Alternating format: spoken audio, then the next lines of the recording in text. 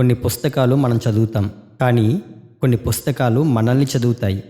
అవి మన ఆలోచనలను మార్చేస్తాయి, మన గమ్యాన్ని తిరగరాస్తాయి. అలాంటి ఒక అద్భుతమే డాక్టర్ పాల్ యాంగిచో రాసిన ది ఫోర్త్ డైమెన్షన్. అనేక క్రైస్తవులను, సేవకులను ఉజ్జీవపరిచి బలపరిచిన ఈ పుస్తకంలోని ఒక్కొక్క చాప్టర్ను మీ ముందుకు ఒక్కొక్క పార్ట్గా తీసుకుని వస్తాను. ఇది మన జీవితాలకు ఆధ్యాత్మికంగా ప్రోత్సాహకరంగా, ఎంతో ఆశీర్వాదకరంగా ఉంటుంది. చాప్టర్ 1, విశ్వాసము. పొదుగుట విశ్వాసపు విధి. నీ స్వకీయ విశ్వాసం ద్వారా మాత్రమే దేవుడు ఎల్లప్పుడూ తన మహత్కార్యములను జరిగిస్తుంటారు. నీలో విశ్వాసము ఉంది, అది మాత్రం నగ్న సత్యం. ఏలయనగా దేవుడు పరిమాణమును బట్టి ప్రతి ఒక్కరికి విశ్వాసమును అనుగ్రహించినని బైబిల్ చెప్తోంది. ఈ విశ్వాసాన్ని గ్రహించాలని నీవు ప్రయత్నించవచ్చు, కానీ నీకు విశ్వాసం అవసరమైనప్పుడు ఆ విశ్వాసం నీలోనే ఉంది. నీకు 2 చేతులు భుజముల నుండి వేలాడుచున్నవా లేదా అని తడిమి చూసుకోవలసిన అవసరం లేదు. అవి అక్కడ ఉన్నాయని నీకు తెలుసు. అయితే నీలో ఉన్న విశ్వాసం క్రియ చేసి నీలో నివసించే పరలోకపు తండ్రితో సంబంధం ఏర్పాటు చేయడానికి కొన్ని మార్గాలున్నాయి. విశ్వాసమునున్నది నిరీక్షింపబడు వాటి యొక్క నిజస్వరూపము అని బైబిల్ చెప్తోంది. ఈ నిజస్వరూపం సంపూర్తిగాను ప్రభావవంతముగాను ఉపయోగపడక ముందు పొదగబడే అభివృద్ధి స్థితి ఉంది. నా విశ్వాసం ఉపయోగపడాలి అంటే అవసరమైన అంశాలేమిటి అని ఇప్పుడు నీవు నన్ను ప్రశ్నించవచ్చు. ఈ పొదిగే పద్ధతికి 4 మూలాంశాలు ఉన్నాయి. ప్రతి వస్తువును స్పష్టంగా దృష్టించుట. నీ విశ్వాసం ప్రయోగాత్మకం కావాలి అంటే నీవు ఆ వస్తువును స్పష్టంగా దృష్టించగలిగి ఉండాలి. విశ్వాసమనున్నది నిరీక్షింపబడు వాటి యొక్క నిజస్వరూపము. నీ గురి మీద నిశ్చయమైన ఆలోచన లేనిచో నీ ప్రార్థనలకు జవాబునిచ్చే ఆయన్ను నీవు తాకలేవు. నీ విశ్వాస గమ్యము రూఢిగా అనుమానం లేనిదై ఉండాలి. ఈ పాఠం నేను నేర్చుకోవడం బహు వింతగా అనిపించింది. నా సేవ ప్రారంభంలో నేను కడు శోచనీయమైన పేదరికంలో ఉన్నాను. నాకు ఎటువంటి వస్తువులు లేవు. అప్పట్లో నేను అవివాహితుణ్ణి. ఒక చిన్న గదిలో ఉండేవాడిని. నాకు బల్ల కానీ, కుర్చీ కానీ, మంచం కానీ, పడక కానీ ఏమీ లేవు. నేల మీదే భోజనం, పడక, చదువు జరుగుతుండేవి. అయితే ఆత్మల రక్షణార్థం ప్రతిరోజు చాలా మైళ్ళు నడుస్తుండేవాడిని. ఒకరోజు బైబిల్ చదువుచుండగా దేవుని వాగ్దానాలు నన్నెంతో ఆకర్షించాయి. యేసునందు విశ్వసించి ఆయన నామంలో ప్రార్థించినచో నాకు అన్నీ లభించునని బైబిల్ చెప్తోంది. నేను దేవుని కుమారుడనని, రాజాదిరాజు పుత్రుడనని, ఆయన ప్రభువులకు ప్రభువు అని చెప్తోంది. అందుచేత ఒకరోజు నేను ఇలా అన్నాను, తండ్రి, రాజాదిరాజు ప్రభువుల బిడ్డనైన నేను బల్ల, కుర్చీ, మంచం లేకుండా ఎందుకు జీవించాలి? రోజుకు మైళ్ళ కొలది ఎందుకు నడవాలి? ఒక మామూలు బల్ల, కూర్చోవడానికి కుర్చీ, ఇండ్లు, దర్శించడానికి ఒక మామూలు సైకిల్ అయినా నాకు కావాలి. వాక్య ప్రకారం ఇట్టి వస్తువులు కూడా ప్రభువు వద్ద అడగవచ్చు అనుకున్నాను. నేను మోకరించి, తండ్రి, ఇదిగో నేనిప్పుడు ప్రార్థిస్తున్నాను, నాకు ఒక బల్ల, కుర్చీ, సైకిల్ పంపండి అంటూ ప్రార్థించాను. నేను ప్రభువును నమ్మి ఆయనను స్తుతించాను. ఆ క్షణం నుండి నేను ప్రార్థించిన ప్రతి వస్తువు నాకెప్పుడు లభిస్తుందా అని ఎదురు చూడడం మొదలుపెట్టాను. 1 నెల గడిచింది, జవాబు లేదు. తరువాత 2వ నెల, 3, 4, 5, 6. నేను కడుపెడుతూనే ఉన్నాను, కానీ ఏమీ జరగలేదు. ఒకరోజు బాగా వర్షం వస్తుంది. ఆ దినం సాయంత్రం వరకు నాకు ఆహారం ఏమీ లేదు. చాలా నిరాశ, నిస్పృహలతో ఇలా మొరపెట్టడం ప్రారంభించాను. ప్రభువా, చాలా నెలల క్రితం నాకు ఒక బల్ల, కుర్చీ, సైకిల్ ఇవ్వమని అడిగాను. అవి నీవు నాకు అనుగ్రహించలేదు. ఈ మురికివాడలో ఉన్న పేద ప్రజలకు సువార్త ప్రకటిస్తూ ఉన్నాను. నేను విశ్వాసాన్ని ఆచరణలో పెట్టలేనప్పుడు వారిని విశ్వాసం కలిగి ఉండండి అని ఎలా అడగగలను? రొట్టె వలన మాత్రం కాదు కానీ ఆయన యందు విశ్వసించి వాక్య ప్రకారం జీవించాలని ఎలా చెప్పగలను? నా తండ్రి, నేను చాలా నిరాశతో ఉన్నాను. నాకేమీ అర్థం అవడం లేదు. కానీ దైవవాక్యం కాదనలేను. వాక్యం నిత్యం నిలుచును. మీరు నాకు ప్రత్యుత్తరం ఇస్తారని తెలుసు, కానీ ఎప్పుడు, ఎలా అనేది తెలియడం లేదు. నేను చనిపోయాక నా ప్రార్థనకు జవాబునిస్తే దానివలన ఫలితం ఏమిటి? మీరు నా ప్రార్థనకు ప్రతిఫలం ఇవ్వదలిచినచో దయచేసి త్వరగా ఇవ్వండి. అప్పుడు నేను కూర్చొని దుఃఖించడం ప్రారంభించాను. అకస్మాత్తుగా ఏదో ప్రశాంతత, నెమ్మది నా ఆత్మలో చోటు చేసుకుంది. నాకెప్పుడైనా అట్టి అనుభవం కలిగితే అది దైవ సన్నిధికి గుర్తు. అప్పుడు ఆయన మాట కోసం కనిపెడతాను. ఆ నిశ్చలమైన మెల్లని స్వరం నా ఆత్మలో ప్రవేశించి, నా కుమారుడా, నీ ప్రార్థన చాలా కాలం క్రితమే నేను విన్నాను అని పరిశుద్ధాత్ముడు అన్నారు. అయితే నా బల్ల, కుర్చీ, సైకిల్ ఏవి? వెంటనే అడిగేశాను. నీతోనూ నా బిడ్డలందరితోనూ నాకు వచ్చే కష్టం అదే. ప్రతి విన్నపం నెరవేరాలని అడుగుతూ ఉంటారు, కానీ వారు అడిగేది స్పష్టంగా వివరించరు. కాబట్టి నేను జవాబు ఇవ్వలేకపోతున్నాను. అనేక రకముల బల్లలు, కుర్చీలు, సైకిళ్ళు ఉన్నవి. నీకు తెలియదా? అయితే నీవు కేవలం ఒక బల్ల, కుర్చీ, సైకిల్ అడిగావు. ఏ విధమైన బల్ల, ఏ విధమైన కుర్చీ, ఎలాంటి సైకిల్ కావాలో నాకు చెప్పలేదు అన్నారు పరిశుద్ధాత్మ. ఆ సంఘటన నా జీవితాన్ని ఒక మలుపు త్రిప్పింది. బైబిల్ కళాశాలలలో ఏ ఉపాధ్యాయుడు ఈ పద్ధతిలో నాకు ఉపదేశించలేదు. నేను పొరపడ్డాను. అప్పుడు నాకు కనువిప్పు కలిగింది. నేనిలా అన్నాను, ప్రభువా, స్పష్టమైన మాటలతో నేను ప్రార్థించాలని మీరు కోరుతున్నారా? అప్పుడు ప్రభు హెబ్రీ 11:1 అధ్యాయం నడిపించారు. విశ్వాసమనున్నది నిరీక్షింపబడు వాటి యొక్క నిజస్వరూపము. నిజస్వరూపము అంటే స్పష్టమైన విషయాలు. నేను మరలా మోకాల్లోని, తండ్రి నన్ను క్షమించండి, మిమ్మల్ని అపార్థం చేసుకొని గొప్ప అపరాధం చేశాను, నా గత ప్రార్థనలన్నీ తుడిచివేస్తున్నాను, ఇదిగో మరలా ప్రార్థిస్తూ ఉన్నాను అన్నాను. అప్పుడు నాకు ఎటువంటి బల్ల కావాలో చెప్పాను. ఫిలిప్పీ దేశంలో దేవదారు రాణుతో చేయబడాలి. ఇనుముతో చేయబడిన మేలిమి రకమైన కుర్చీ కావాలి. దానిలో నేను కూర్చున్నప్పుడు ఒక గొప్ప వ్యక్తిలా ఎక్కడికైనా త్రోసుకు వెళ్ళడానికి వీలుగా ఉండాలి. ఇక సైకిల్ విషయం, కొరియా, జపాన్, ఫార్మసీస్, జర్మనీ అనే వివిధ రకముల సైకిల్ ఉన్నాయి. కాబట్టి సైకిల్ విషయం చాలాసేపు ఆలోచించాను. ఈ రోజుల్లో కొరియాలోను, జపాన్లోను తయారు చేయబడిన సైకిళ్ళు చాలా వింతగా ఉండేవి. మంచిది, గట్టిది, మన్నికైన సైకిల్ నాకు కావాలి. అమెరికాలో చేయబడిన యంత్ర సామాగ్రి ఉత్తమమైనది కాబట్టి తండ్రి, గేర్లు ప్రక్కన ఉండి వేగాన్ని అదుపులో ఉంచుకోగలిగిన అమెరికాలో తయారైన సైకిల్ కావాలి అన్నాను. నేను ఎంత స్పష్టంగా చెప్పాను అంటే దేవుడు వాటిని ఇచ్చేటప్పుడు ఏ పొరపాటు జరగడానికి వీలు లేదు. విశ్వాసం నా హృదయంలో నుండి పొంగిపొర్లుచున్నట్లు అనిపించింది. ప్రభువులో ఆనందిస్తూ ఆ రాత్రి ఒక పసిబిడ్డలా నిద్రించాను. తెల్లవారుజామున 4 గంటలకు లేచాను. ఆ దినపు ప్రార్థనా కూటానికి సిద్ధపడదాం అంటే నా మనసంతా ఖాళీగా తోచింది. ఆ రాత్రి లోకంలోని విశ్వాసం అంతా నా దగ్గర ఉంది.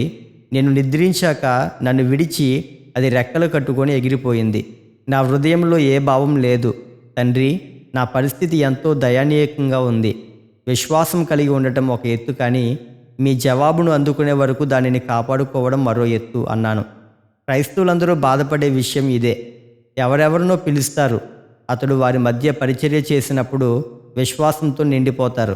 అయితే గృహానికి చేరేటప్పటికీ అంతా పోతుంది. వారి విశ్వాసం రెక్కలు కట్టుకొని ఎగిరిపోతుంది. ఆ ఉదయం నేను బైబిల్ చదివి మాట్లాడబోయే అంశం కోసం చూస్తుండగా నా కన్నులు రోమీలకు 4:17 మీద పడ్డాయి. తాను విశ్వసించిన దేవుని ఎదుట, అనగా మృతులను సజీవులుగా చేయువాడును, లేని వాటిని ఉన్నట్లుగా పిలిచివాడునైనా దేవుని ఎదుట మనకందరికీ తండ్రి అయి ఉన్నాడు. నా హృదయము ఆ వాక్యానికి హత్తుకుపోయింది. ఆ వాక్యం నా హృదయాన్ని మండించింది. నాలో నేను ఇలా అనుకున్నాను, నాకున్నట్లుగానే పిలుస్తాను. విశ్వాసాన్ని కాపాడుకోవడం ఎలాగా అనేదానికి జవాబు దొరికింది. నా సంఘం గుడారంలో కూడుకుంటూ ఉండేది. అక్కడికి పరిగెత్తాను. అప్పటికే సంఘం చేరి ప్రార్థిస్తోంది.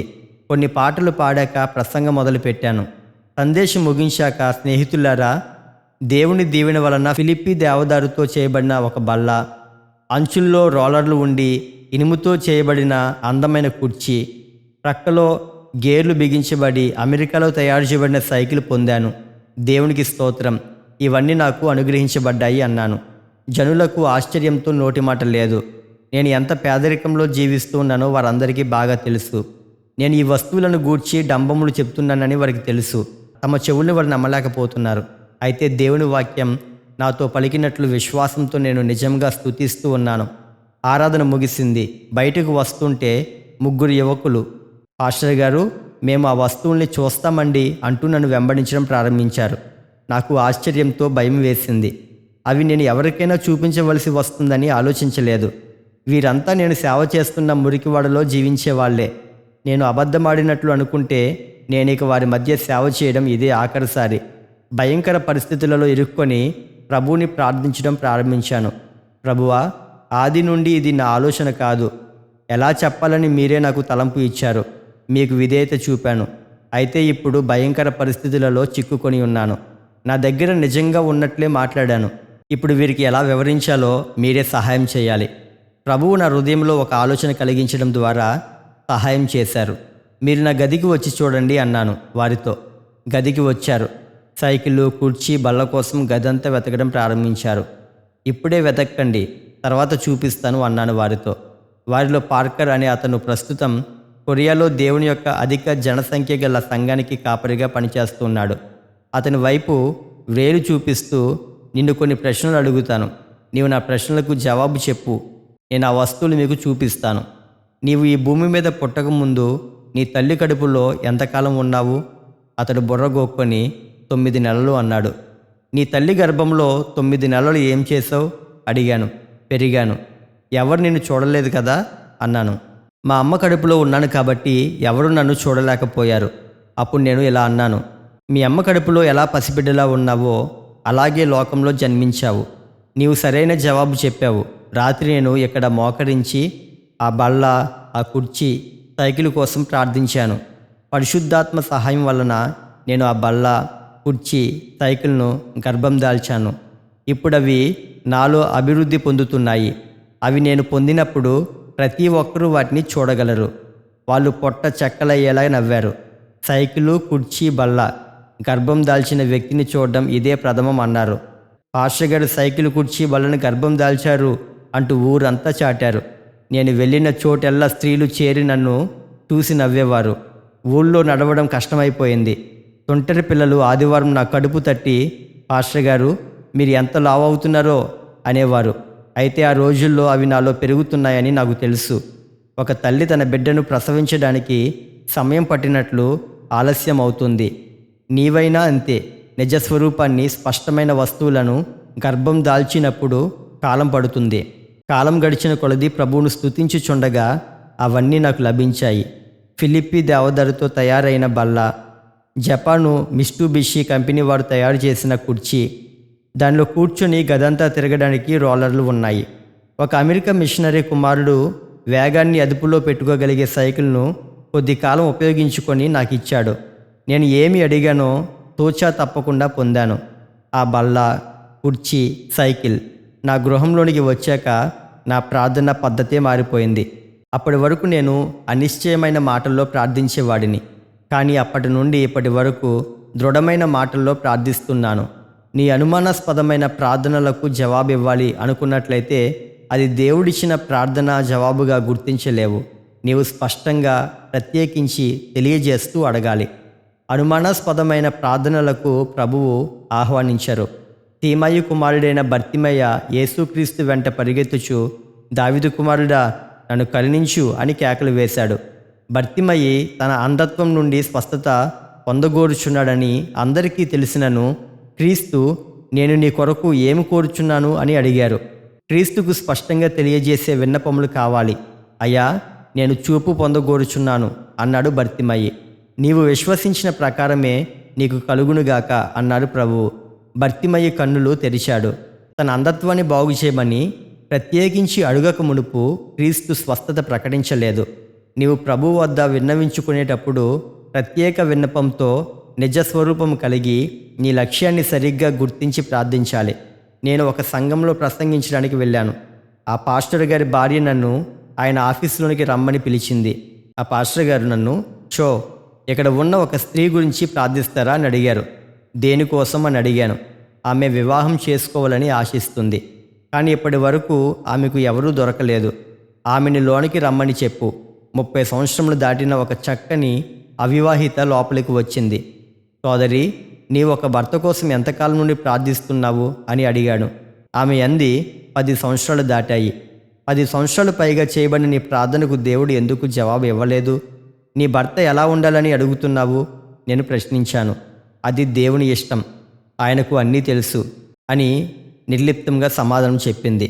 అదే నీ పొరపాటు. దేవుడు నీ ద్వారానే తప్ప స్వయంగా ఎప్పుడూ క్రియ చేయరు. ఆయన నిత్యుడు. కానీ ఆయన నీ విన్నపములను బట్టియే పనిచేస్తూ ఉంటారు. నీవు నిజంగా నీ కొరకు నేను ప్రార్థించాలని కోరుకుంటున్నావా? అవును. సరే, అయితే ఒక కాగితం, పెన్సిలు తీసుకొని అలా కూర్చో. ఆమె కూర్చుంది. అప్పుడు నేను అన్నాను, నేను వేసే ప్రశ్నలకు నీవు జవాబు వ్రాస్తే అప్పుడు నేను నీ కోసం ప్రార్థిస్తాను. ప్రథమంగా నీకు నిజంగా భర్త కావాలి కాబట్టి ఎటువంటి భర్త కావాలి? ఆసియా దేశీయుడా, కాకేషీయుడా లేక నల్లవాడా? కాకేషీయుడు.